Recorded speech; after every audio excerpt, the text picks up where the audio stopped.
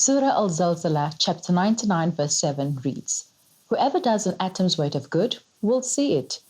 In this week's episode, we learn more about the work Dr. Akiel Asvat is doing in providing cataract surgery free of charge. Assalamu alaikum. You're watching An Nur the Light. Characterized by a progressive dulling of the eye lens, cataracts have been identified as the leading cause for 50% of blindness in South Africa. The condition is easily reversed by surgery, but for thousands, paying for treatment is impossible. We see a lot of these patients who are in need of cataract surgery. Some of them can pay for the operation. However, there's many that cannot afford these types of operations. It's a costly operation, and the options that patients are left with are government hospitals, and mainly government hospitals are in dire need of help, So we saw a need for our patients to get this type of surgery because our patients waiting lists in government hospitals for 2-3 years. And so some of the patients can't wait that long. So we decided to offer some of our patients free operations. Between myself and Dr. Dinda, we started this initiative. And that's how we came about doing free cataract surgery for patients. Each year, 10,000 names are added to the ever-expanding waiting list. For Dr. Akiel Asvat, son of the highly acclaimed apartheid activist Dr. Abubakar Asvat, and his partner, Dr. Ismail Dinda, this was unacceptable, introducing their pro bono cataract surgery initiative as a remedy. It's always nice to live in a house with someone who brings you up in that way. So you take a lot of his values out and you can implement it in your life. So any great person, they all have good qualities. And if you implement just one quality into your life, then hopefully if you do a few of those qualities, you slowly build yourself up as a person. I grew up in a place called Standerton. It's a little town in Mpumalanga. When I was growing up, medical aid was an issue. And my father needed cataract surgery. And as a result of seeing what he went through and the difficulty that he went through, it kind of guided me towards the field of eyes. Another reason is once I qualified as a doctor, I went back for my community service to Standerton, and I saw the effect of AIDS in the sense that a lot of the children or the grandkids were being taken care of by the grandparents. But the grandparents couldn't see, so they couldn't look after the kids. And trying to get the patients sent through for something as basic as a cataract surgery was quite difficult. And once patients are done, the effects are vast. They're much more functional, they're much more productive, and they take care of the kids, but at a better level. Only mildly invasive cataract surgery is performed by removing the defective eye lens, which is then replaced with an artificial intraocular lens. And with a 90% proven success rate, doctors are literally able to restore sight to the blind. Cataract operation over time has evolved, and these days it's a very technologically advanced operation. We use micro incisions on the eye, which we don't put stitches in, they seal up by themselves. We use ultrasound to suck out the lens, and the lenses also that we place into the eye are tiny lenses which we fold into the eye and it opens up into the eye. So it's a very highly technologically advanced operation, and the results are excellent from this type of operation. It's the most successful operation that we have in medicine because the patient's vision is almost immediately restored. So it's really a great operation. The Gauteng-based ophthalmologists are passionate about curing reversible blindness. In 2016, the doctors achieved an impressive feat, completing 20 surgeries over a 2-day period. Since then, the doctors have been inundated with requests and endeavor to continue their noble undertaking. The free cataract surgery we offer to about 25 patients a year. However, we are looking at increasing the number because we are overwhelmed by the amount of patients that require the service. So we're currently trying to do it on a more regular basis, and hopefully with the help of sponsors, we'd be able to do this more regularly. Each patient is different. Each surgery is different. When you help one person out, that feeling can never be bought. Money can never replace it. And that's why we do what we want to do and what we love doing. I'm just repeating what somebody else said, but if you love what you do, it's like you never worked a day in your life.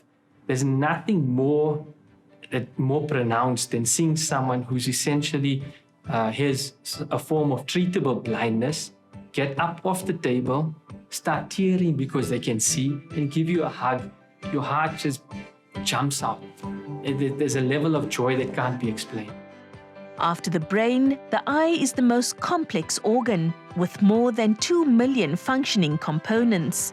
It is nearly impossible to discern the complexity with which the human body was created, a testament to the incomprehensible power of the Creator.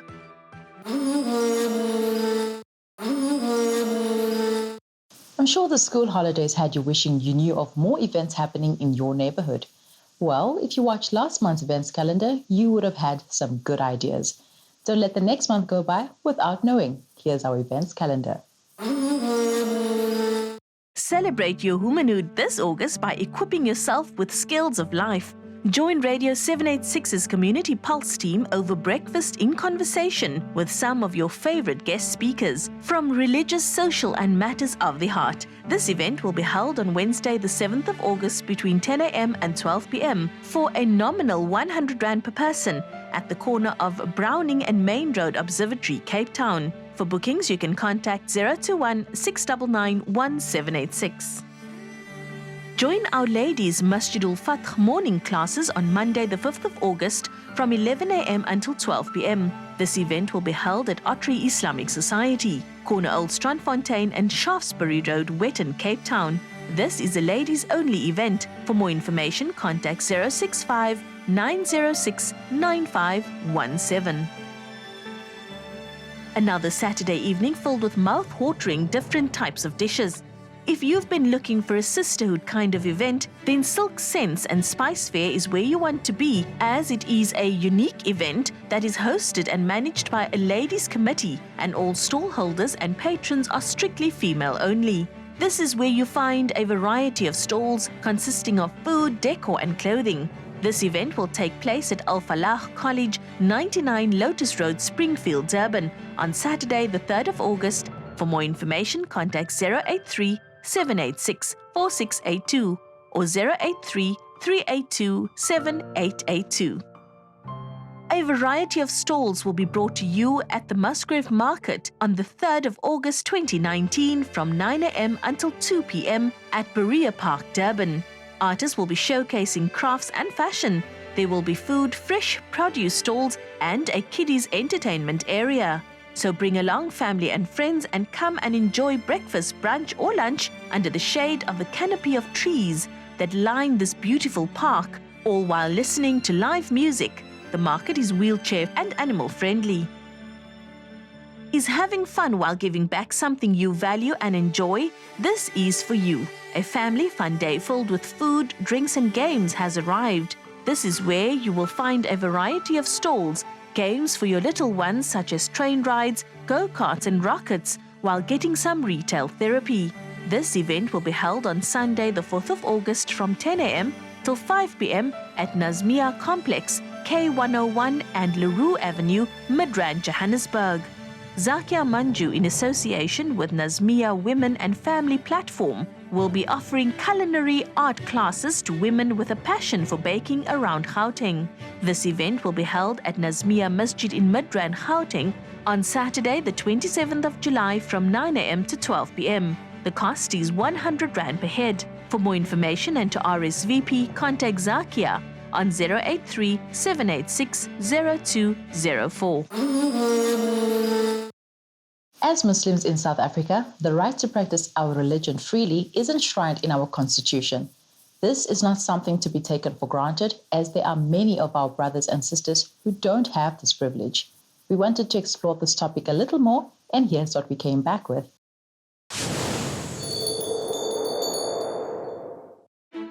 The The South African Constitution is an internationally law document renowned for its progressive stance on the protection of human rights. It encompasses the rights and responsibilities of all South African citizens on the basis of human dignity, equality, and freedom. The Constitution is the supreme law of the land, and the Constitution compels that all laws and conduct must be consistent with the Constitution.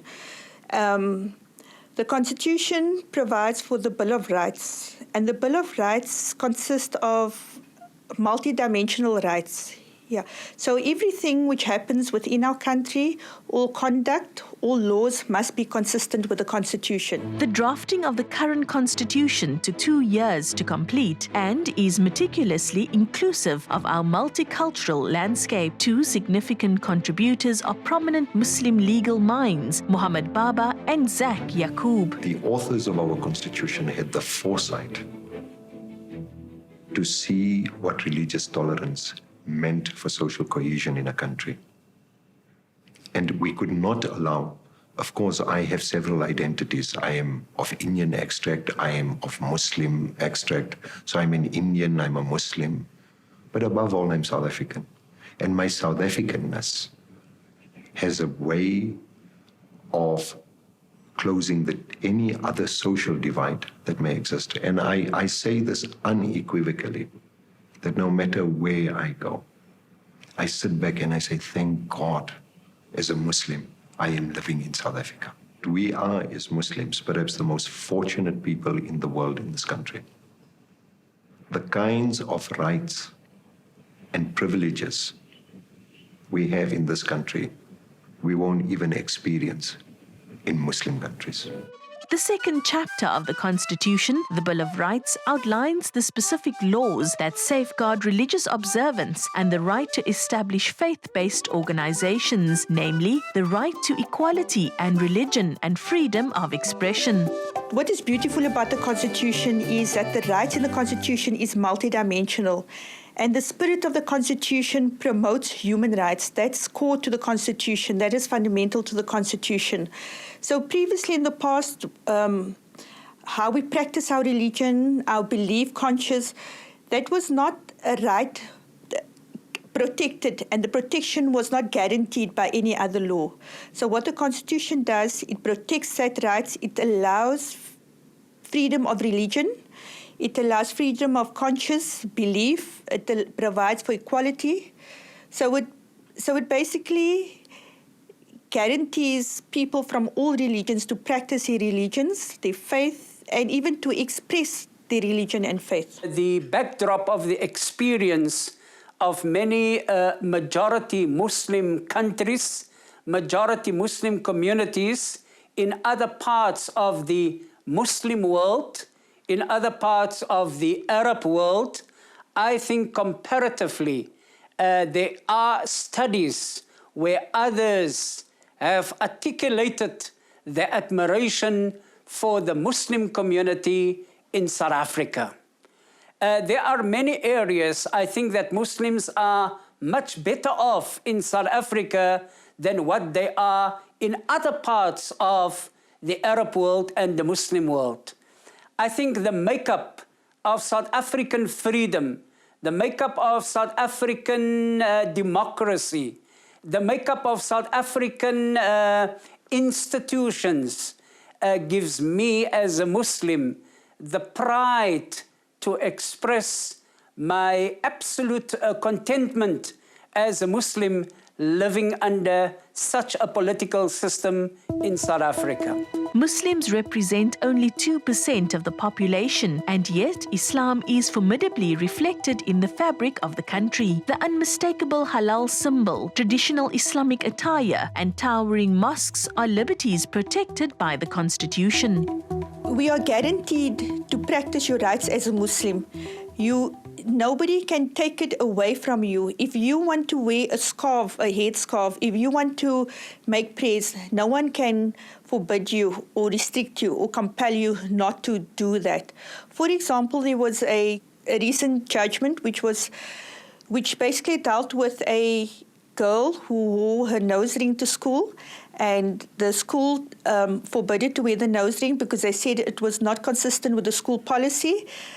They took the matter to court, and they found that even though wearing a nose ring is not a compulsory in her religion, but the fact that it was a way of her expressing herself, expressing her religion, she should be allowed to wear it at school.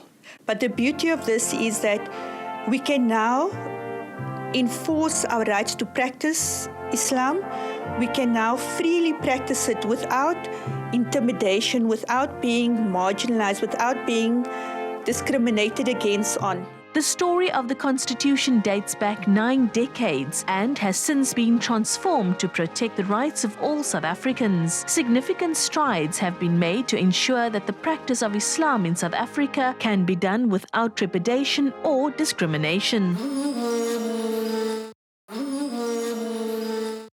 That certainly leaves even more room for thought, and I'm going to make sure that we get more of these kinds of topics so that we know how fortunate we are. Cooking is often a chore for many of us, but we've taken the guesswork out of what you can make. Here's another simple yet delicious dish to try out. Assalamu alaikum. Chicken is one of those versatile ingredients that go with absolutely anything. And one of the few meats that you can basically use any stuffing with. And hence my recipe today, the chicken Kiev. And I'm going to be stuffing mine with some smoked cured bacon and mature cheddar cheese. So the ingredients that we need are the following. I've got 2 chicken fillets that I've just butterflied. I've got smoked cured bacon. So this is not the spiced beef variety that lots of people say is bacon. It's actually been salted and then cured and smoked. It's got a nice smoky flavor which will enhance the chicken. I've got 2 eggs that I've beaten and that will be used for the dusting of our chicken Kiev. I've got salt, black pepper for seasoning, a little bit of garlic that we'll be mixing in with our filling, some mature cheddar cheese. A nice alternative would be a ricotta or a camembert, but those I prefer with like a caramelized onion filling, just some oil for frying. And then the breadcrumbs that I'm using today are the cornflake breadcrumbs rather than your normal breadcrumbs. I just find it gives you a nice crispy coating. And then of course the flour for dipping. So before we do anything else, I'm going to start off by frying off my bacon just to get all of those fats and flavors infused. So into a hot pan, just a little bit of oil because bacon has its own. This is the brisket bacon, so it comes with a nice layer of fat on the outside. And you can literally smell how smoky it is. It just reminds me of breakfast.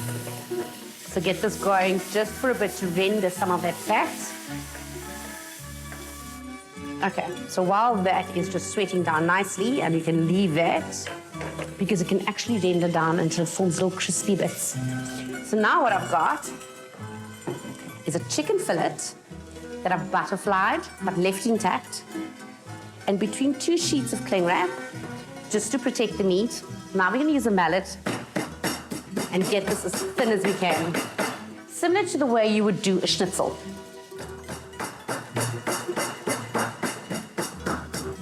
And I'll just do the same on the other side. So, as you all know, chicken breast comes with a thin layer of film. That's what we're going to use as the outside. So make sure when you get your clean up off, if you can find where it starts and ends, eventually. There we go. So that's the shiny side, down. And I'm going to be seasoning the inside of my chicken breast rather than the outside. And 2, and the toothpicks, in case you're wondering, is for stitching. So let's just season these liberally with some salt, coarsely ground black pepper. Oh, that's very coarsely ground black pepper. And now that this has cooled down slightly, because you don't want to burn your garlic, you literally want your garlic to be sweet inside your Kiev. Just give that a quick stir, because garlic, when it's been burnt or at too high a temperature, tends to go bitter. So now I can smell that my garlic is cooked, but still sweet. This goes into the middle of my Kiev. And always choose the broader surface so that you know that's where you're going to be folding it over. Some cheddar cheese. Now what we do is you take one side and you flip it over like you would an omelette, I suppose. And this is when the toothpicks come in handy, just to make sure that your edges stay sealed. And naturally remove these before you eat. So toothpick goes there. Imagine you hemming up pants, I suppose. There we have it. Beautifully stitched. One chicken Kiev ready to go. So now we're getting flour, then egg, then breadcrumbs, and straight into the pan. So we'll start with one, and we'll do it with the toothpicks in initially. And the only reason why we do it in the flour first is just to seal it up and also to get the crumbs to stick that much better. So here's my rule of one wet, one dry. So that's the wet hand. And now we use the dry. And if you can, use panko breadcrumbs. I've noticed of late that they've been really hard to find, but they're so much crunchier. Okay, one ready, into the pan.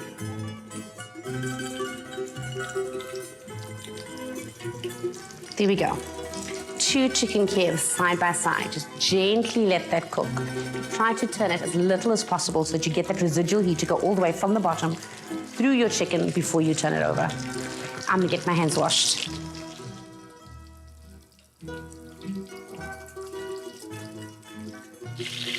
So these are just ready to come out. So I'm gonna put them straight onto the plate of veggies I've ready. So get these out of the way. The perfect Banting meal, I suppose. Except don't forget to remove the toothpicks.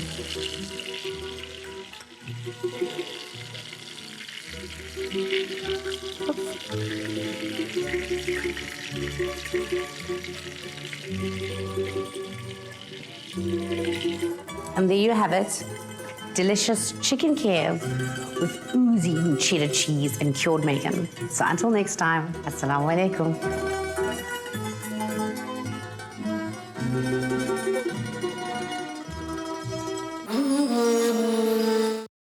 Remember, you can log on to YouTube to find the recipe and watch the video for instructions. Happy cooking! As always, I'm hungry after watching that. So let me make my salams, hit the shops, and try some of those yummy dishes. Kinna Mariam Mkwanda, kiri aribueri bonaneng hape.